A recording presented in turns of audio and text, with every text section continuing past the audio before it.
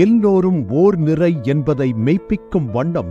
சாதி பேதங்கள் இல்லாத சமத்துவம் பூத்துக் குலுங்கும் சமுதாயத்தை உருவாக்குவதில் உறுதி பூண்டுள்ள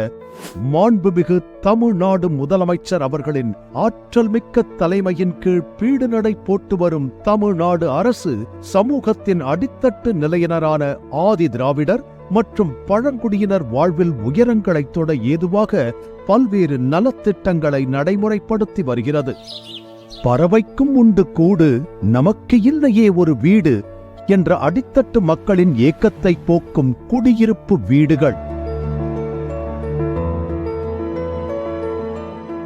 மேலும் ஆதி திராவிடருக்கான அடிப்படை வசதிகளை மேம்படுத்த முன்னோடி திட்டமான அயோத்திதாஸ் பண்டிதர் குடியிருப்பு மேம்பாட்டு திட்டம் ஆண்டுதோறும் ரூபாய் 200 கோடி அளவிலும், பழங்குடியின குடியிருப்பினை மேம்படுத்த விரிவான பழங்குடியின மேம்பாட்டு திட்டம் ஆண்டுதோறும் ரூபாய் 100 கோடி அளவிலும் செயல்படுத்தப்பட்டு வருகிறது. நம்முடைய சுற்றுப்புற தூய்மையை காத்திட அன்றாடம் பாடுபட்டு வரும் மிகவும் விளிம்பு நிலையில் உள்ள தூய்மை பணியாளர்களின் வாழ்க்கை தரம் மேம்பட ஏதுவாக அமையப்பெற்ற தூய்மை பணியாளர் நல வாரியம் வாயிலாக அடுக்குமாடி குடியிருப்பில் வீடு வாங்குவதற்கான மானியம்.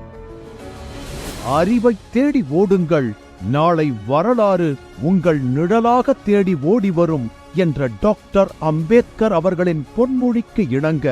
ஆதி திராவிடர் மாணவ மணிகள் மகிழ்ச்சியுடன் கல்வி பயின்றிட பள்ளிக்கூடங்கள் மற்றும் தங்கும் விடுதிகள்,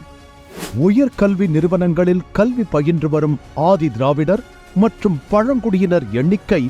ஒவ்வொரு ஆண்டும் உயர்ந்து வருவதால் அவர்களது தங்கும் இட தேவையை பூர்த்தி செய்யவும் அவர்களது திறனை மேம்படுத்தவும் ரூபாய் 100 கோடி மதிப்பீட்டில் நூலகம், உடற்பயிற்சி கூடம், பார்வையாளர் அறை, பன்னோக்கு அரங்கம் ஆகிய நவீன வசதிகளுடன் கூடிய முன்மாதிரி விடுதிகள்,